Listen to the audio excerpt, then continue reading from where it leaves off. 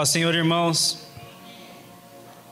Gostaria de compartilhar com a igreja uma palavra que se encontra lá no livro de João. João capítulo 16, Evangelho de João, capítulo 16, versículo 33. João 16, 33. Palavras de nosso Senhor Jesus Cristo. Eu lhes disse essas coisas para que em mim vocês tenham paz. Neste mundo vocês terão aflições. Contudo, tenham ânimo. Eu venci o mundo. Glória a Deus, irmãos. Vou trazer uma palavra nessa noite aos irmãos no seguinte tema: não abandone a fé por causa dos problemas. Não abandone a fé por causa das suas tribulações, das suas lutas, das suas adversidades, das suas frustrações. É interessante, irmãos, que o capítulo 16, Jesus praticamente ele está se despedindo dos seus discípulos. Nos capítulos anteriores, ele vem falando para os seus discípulos que ele vai ser preso, que ele vai ser morto. E no capítulo 16, ele vem dar as suas últimas instruções aos seus discípulos, aos seus apóstolos. No capítulo 17, ele vai orar por si, vai orar pelos discípulos e vai orar pela igreja. Logo após, ele já vai ser preso. Então, a última instrução registrada no livro de João, que Jesus dá à igreja e aos seus discípulos é: neste mundo vocês terão aflições. Tem de bom ânimo, eu venci o mundo. Irmãos, é impossível que nesse tempo presente nós não tenhamos nenhum tipo de luta, nenhum tipo de tribulação, nenhum tipo de adversidade, nenhum tipo de sofrimento, de frustração, de contrariedade. Logicamente que as lutas e as adversidades, elas vão estar na vida de cada um em certa medida. Talvez a luta do pastor está maior do que a minha em determinado momento. Em determinado momento, a luta da Elisa vai estar maior do que a do pastor. Em determinado momento, a luta da irmã vai estar maior do que a minha, e é assim. Mas certo é que nós sempre vamos estar em adversidades aqui. Sempre vamos estar preocupados, ansiosos com alguma coisa. E essas adversidades, essas frustrações, elas vão minando a nossa fé. Um dia eu estava conversando com o irmão, ele falou para mim: rapaz, a hora que eu acho que eu estou ficando em pé, vem uma marretada e eu estou de joelho de novo. A hora que eu acho que eu vou começar a andar, que eu vou começar a correr, vem um buraco e eu caio e parece que volta tudo para trás de novo. E a hora que eu levanto eu caio. E é assim, irmãos. É assim. E é interessante, irmãos, que quando a gente encontra luta, a gente encontra adversidade, muitas vezes literalmente a gente para e abandona a fé. Não deveríamos fazer isso, mas a gente faz.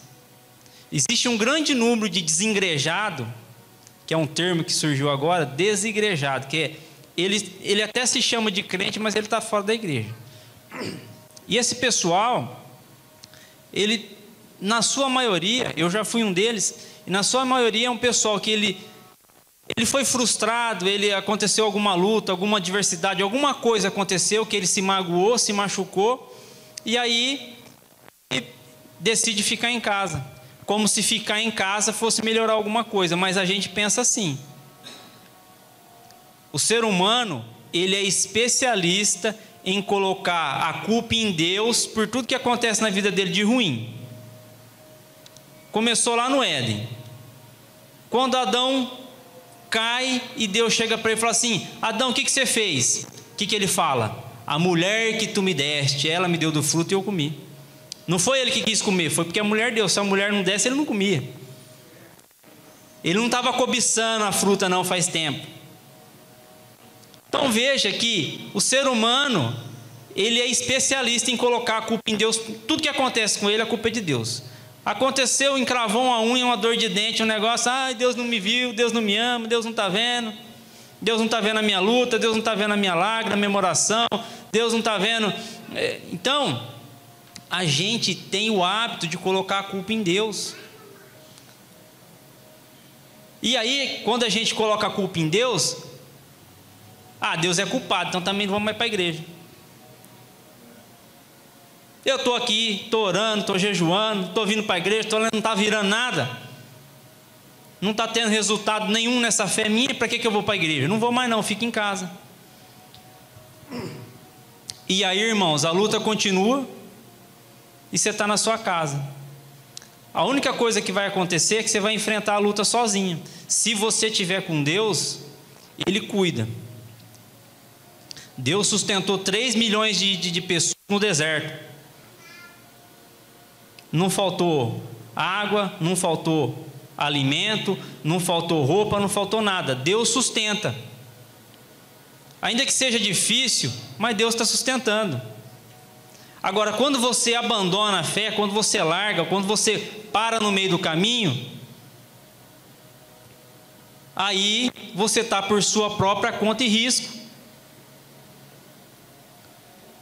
E essa fragilidade que nós temos, não é só nossa, irmãos. Grandes homens da Bíblia, eles tiveram essa mesma dificuldade que a gente tem quando encontra adversidade. Deus chega para Abrão e fala assim: Abrão, seu nome agora é Abraão, pai de multidões. Então eu vou te engrandecer, a sua descendência vai ser igual às estrelas do céu, o pó da terra, vai ser incontável. Em ti serão benditas todas as famílias da terra. Vai para a terra que eu vou te mostrar. Abrão sai, vai para a terra de Canaã. Chega uma fome na terra de Canaã, o que ele faz? Desce para o Egito. Quando ele chega no Egito, desgraça pouco é bobagem, né? Um abismo chama o outro. Ele fala para os egípcios que a sua esposa é a irmã dele, já começou com mentira. Abraão temeu. Faltou fé para Abraão, assim como falta para mim e para você. O maior profeta, Jesus dá testemunho de João Batista, fala: entre os nascidos de mulher não existe nenhum profeta maior que João Batista. Mas quando João Batista está preso, ele manda os seus discípulos interrogarem Jesus: és tu que havia de vir, ou nós estamos esperando o outro? Em outras palavras, se você é o Messias, o que eu estou fazendo aqui na cadeia? Se o Senhor é o Messias, por que o Senhor não me tira daqui? João Batista, ele dá testemunho de Cristo, ele batiza Cristo e fala: eis aí o Cordeiro de Deus que tira o pecado do mundo. Mas quando chegou a luta, quando chegou a adversidade, que ele estava preso, ele começou a duvidar, porque a luta faz isso com a gente.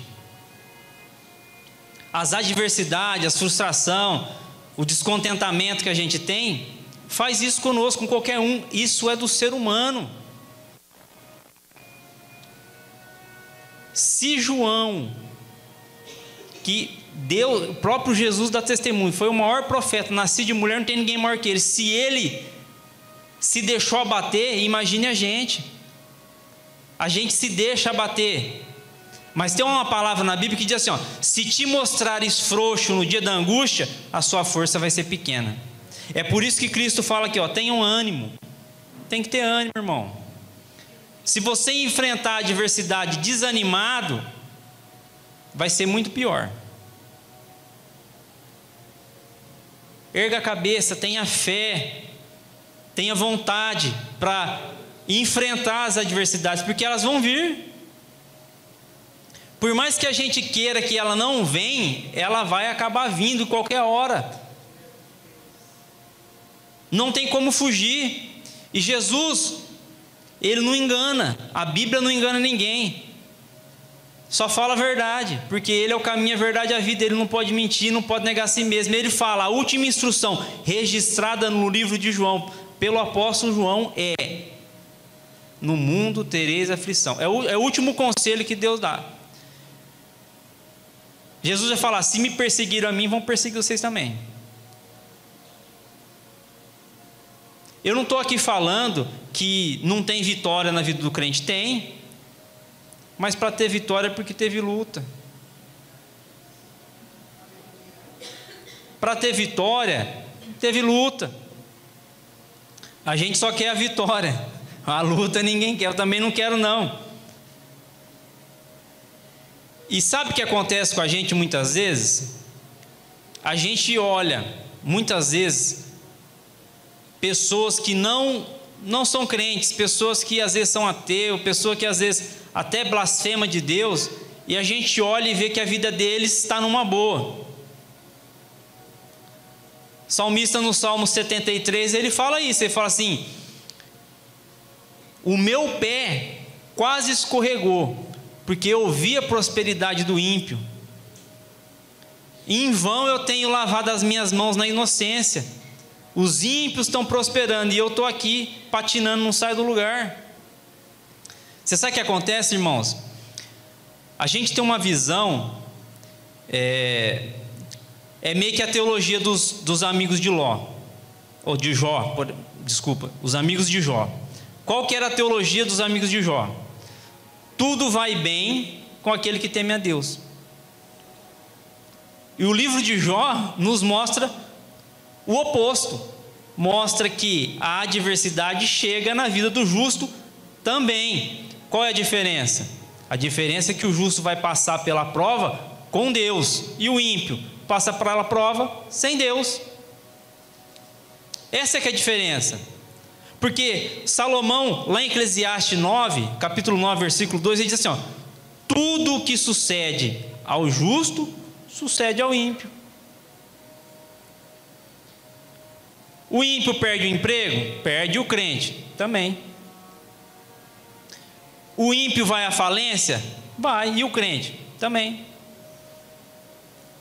O ímpio fica doente? Fica. E o crente? Também. Então, Deus faz que o seu sol nasça sobre justo e injusto, e a chuva cai sobre justo e injusto. Então, as coisas ruins não chegam só para o crente, chega para todo mundo. É que o crente põe logo a culpa em Deus. O crente, ele acha que tem mérito. Ele fala assim, como eu sou filho de Deus, Deus tem obrigação comigo. Com o ímpio, Deus não tem obrigação não, mas comigo ele tem. Acontece que Deus não tem obrigação com ninguém, irmãos. Vamos falar sério, né? Ele abençoa porque Ele é amor, porque Ele tem graça abundante, mas obrigação Ele não tem. Mas muitas vezes a gente acha que Ele tem obrigação com a gente. Então, eu tenho que prosperar, eu tenho que estar estralando.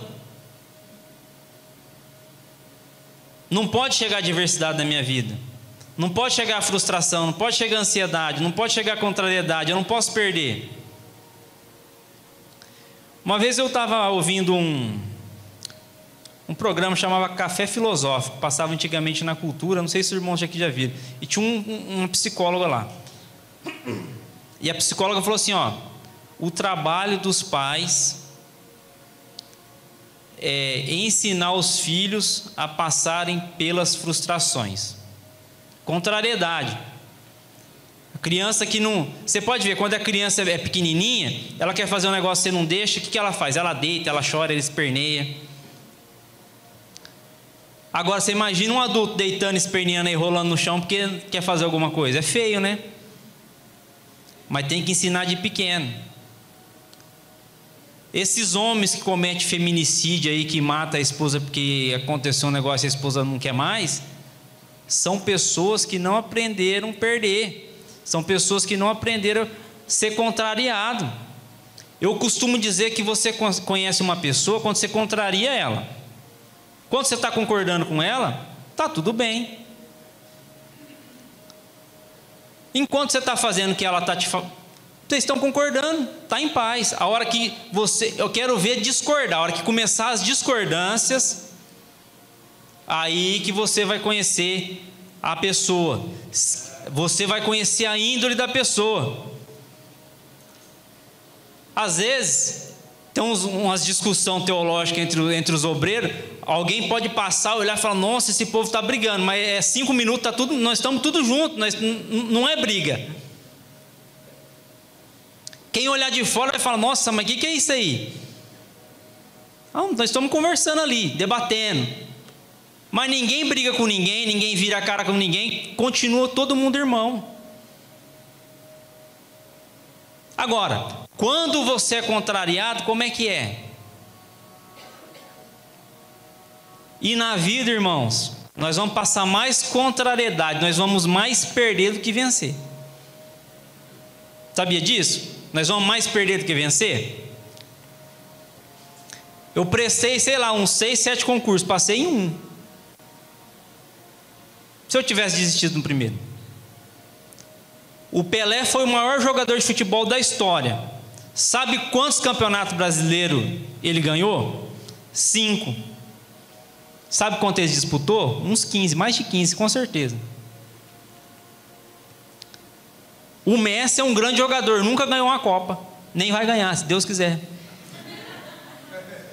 Então é isso, irmãos, na vida a gente vai mais perder do que ganhar. Mas a gente não quer ser contrariado, e a gente põe a culpa em Deus, e isso enfraquece a nossa fé. Deus, Ele nos prova sim. Abraão foi provado, Jó foi provado, mas nem tudo é provação. Nem tudo é provação, irmãos. Você já percebeu que tem hora que parece que a gente procura o enrosco? Tem hora que a vozinha está falando para você, não faz isso, você vai e faz. Existem situações que a gente se coloca. Logo no começo de Jó, Deus dá testemunho de Jó e fala assim, tinha um homem lá em Uz, era um homem íntegro, reto, temente a Deus e se desviava do mal. Ele se desviava do mal.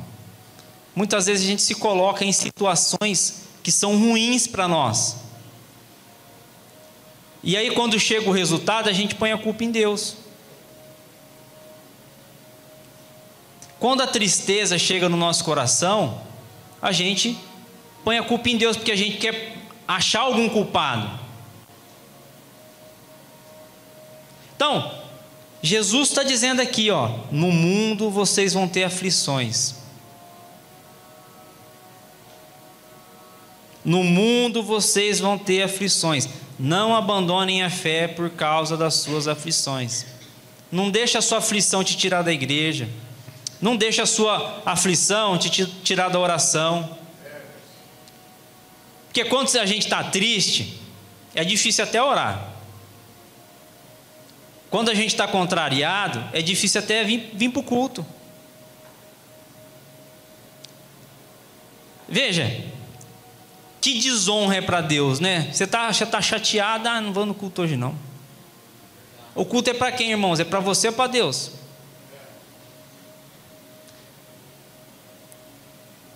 Lá no livro de Malaquias, o livro de Malaquias ele fala sobre o culto e a desonra dos sacerdotes com relação ao culto. Porque quando ele fala lá do sacrifício, das ofertas que eles vinham trazendo, a ovelha cega, manca, o coxo, aquilo ali, irmãos, está falando de culto. Como é que a gente se apresenta na casa de Deus para cultuar? O culto é para Deus. O culto é para aquele que é santo, 3 vezes santo, que recebe o louvor dos anjos. Mas aí, não estou legal hoje não vou para o culto. O Corinthians está jogando, não vou para o culto. Ah, tá na hora da novela, não vou para o culto. Ah, vou acabar de ver essa série aqui da Netflix, não vou para o culto. Meu irmão, quem é que está perdendo? Se você vier para o culto ou não vier para o culto, Deus continua no trono dele. Deus continua Deus. É uma oportunidade vir para o culto e adorar esse Deus que nos deu tudo, inclusive o seu próprio Filho. Agora veja como a gente é ingrato. Às vezes está tudo bem, é difícil vir para o culto. Agora quando dá um negocinho errado, aí que a gente não quer mesmo. Desonrando a Deus, irmãos. E tem uma palavra triste que Deus proferiu para a família de Eli, está lá em 1 Samuel. Ele diz: aos que me honram eu honrarei, mas os que me desprezarem eu desprezarei. Agora você imagina Deus se desprezar, Deus olhar para você e falar assim: esse é o desprezo. Interessante que a gente tem muita facilidade para desprezar e desonrar Deus. Inclusive eu também já desonrei Deus várias vezes. Se não fosse a graça e a misericórdia de Deus, nenhum de nós estaria aqui. Inclusive, pegar um microfone para abrir a palavra de Deus, não tem nenhum homem que tem condição de fazer isso. A gente só faz isso pela graça. Mas, irmãos, se nem tudo que é de mal provém de Deus, de onde é que vem esse monte de luta, esse monte de adversidade, esse monte de tribulação que a gente enfrenta aí? Algumas vezes é Deus, mas outras vezes o mal nos alcança por causa da ação do maligno. João diz lá: o mundo jaz no maligno. O sistema maligno, o sistema mundano, ele é contrário à igreja, totalmente contrário à igreja. Todo aquele que quer ter amizade com Deus, automaticamente ele se faz inimigo do mundo, porque não há concordância entre a treva e a luz. Irmãos, eu disse aqui numa escola bíblica que quando eu tinha meus 13, 14 anos, embora eu nunca tivesse frequentado igreja nenhuma, eu tinha amizade com o pessoal que era crente de uma igreja tradicional aqui de Penápolis. E eu via que aquela juventude estava mais perdida do que eu. A conversa deles era só de beijar, de ficar, de fulano ficou com ciclano, de ficando ficou com Bertano. E eu nunca tinha beijado ninguém na vida ainda, e estava no meio dos crentes, que estava... E eu falei: rapaz, que coisa de louco isso aqui. Irmão, se você for um crente fiel, um adolescente fiel, você vai sofrer a perseguição do mundo lá na sua escola. Se você não for daquele menininho galanzinho, que pega todas as meninas que dá moral para você, você vai sofrer. Você vai sofrer. Porque é o papel do homem, né? Deu moral, o cara tem que pegar. O mundo coloca isso na nossa cabeça. Se você for uma mocinha que não sai também beijando na boca de todo mundo aí, de todo peitinho estufado que aparecer, as coleguinhas da escola vai falar assim: ih, crentinha, não fica com ninguém. Irmão, você vai ser perseguido. Você vai ser perseguido justamente porque você é diferente.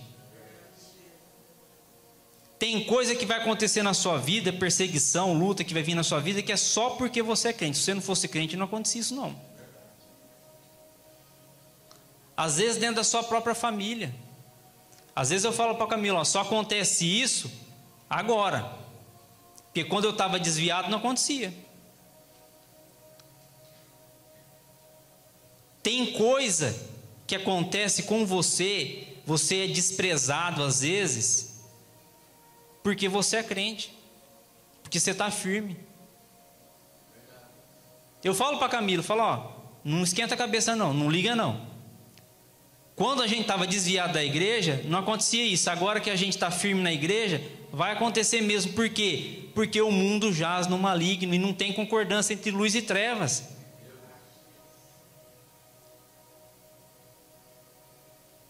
Talvez pessoa que te ajudou lá atrás, agora ela te despreza.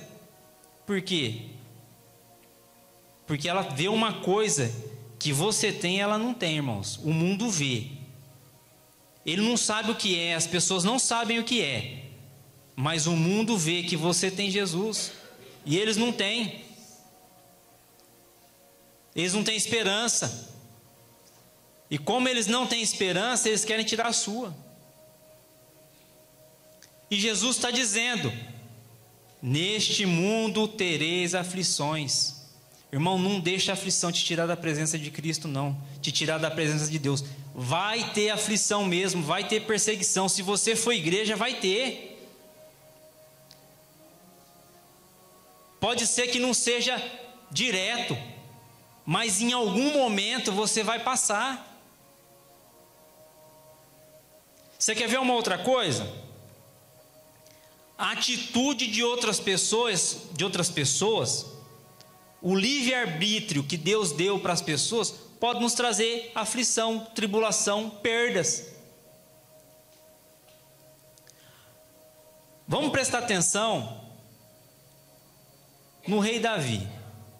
O rei Davi, ele cometeu um adultério com Batseba, mandou chamar o esposo dela, ele intentou que o filho ficasse na conta do marido, não deu certo. O que ele fez?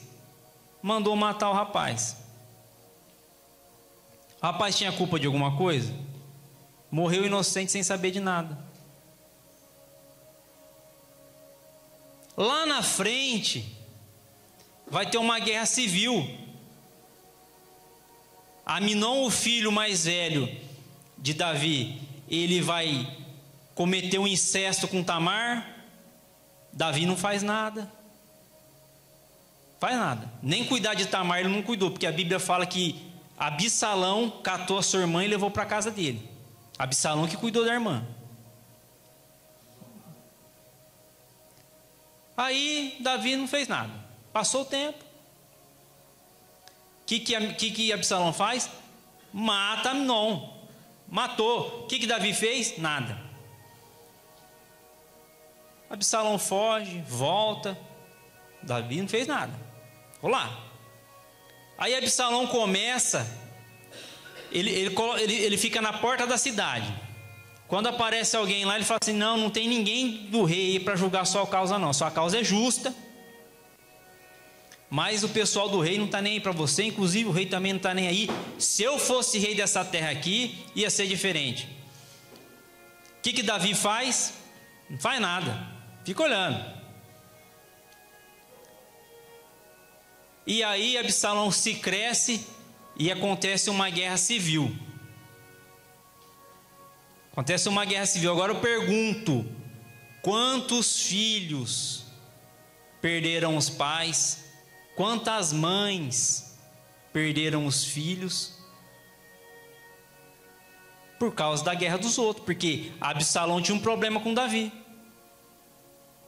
E Davi não cuidou da sua casa. Teve uma guerra civil lá em Israel, morreu muita gente. Por quê? Por causa da atitude dos outros. O Vladimir Putin resolveu lá invadir a Ucrânia. Está morrendo um monte de gente que não tem nada a ver com isso.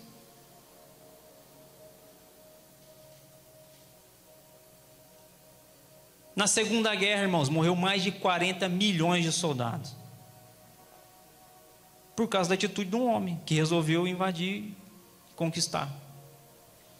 Então, a atitude dos outros também vai nos trazer perdas, frustrações, e Deus não tem nada com isso. Deus deu o livre-arbítrio. Mas a gente culpa a Deus. E quando o diabo quer isso mesmo, ele quer que você culpe a Deus. Ele quer que você culpe a Deus, fora da igreja. Culpa Deus, fora da igreja. Por quê? Porque a Bíblia fala que ele vive bramando como um leão, né? Ele está bramando, buscando a quem possa tragar. Quem é que ele vai tragar? Quem está desgarrado, é a ovelha desgarrada. Por que que Cristo fala na parábola das ovelhas? Ele fala assim, ó, o homem tinha 100 ovelhas, ele perdeu uma só. Ele deixou as 99 e foi atrás da uma. Sabe por quê? Porque aquela que está sozinha, ela está correndo perigo. As 99 estão na prisca, estão guardadas. Mas aquela que está sozinha, é ela que está correndo a perigo. É ela que o inimigo vai tragar. Então, uma das armas que o inimigo usa quando a gente está abatido, quando a gente está com o emocional abalado, é isso. Ele chega e fala, abandona, sai da igreja. Você não precisa disso não. Você está sendo caluniado, você está sendo perseguido, estão fazendo bullying de você lá. Não, vem cá para o lado do mundo aqui que isso tudo vai passar. E uma outra coisa que nos traz tribulação, que nos traz adversidade, são as nossas atitudes, irmãos. Gálatas 6,8 diz assim, ó, tudo que o homem plantar, isto também ceifará. É a lei da semeadura. Você plantou hoje, você vai colher amanhã. Se você plantar o mal hoje, você vai colher o mal amanhã.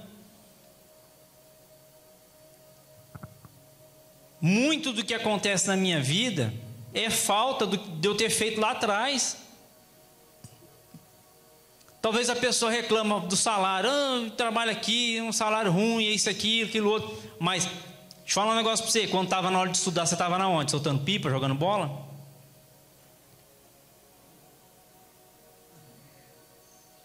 Aí a gente quer ter um salário bom, um emprego bom, mas a gente não se preparou para isso. Como é que Deus vai te colocar para ser diretor do Banco do Brasil? Você não tem nem a 8ª série, rapaz. Você quer o quê?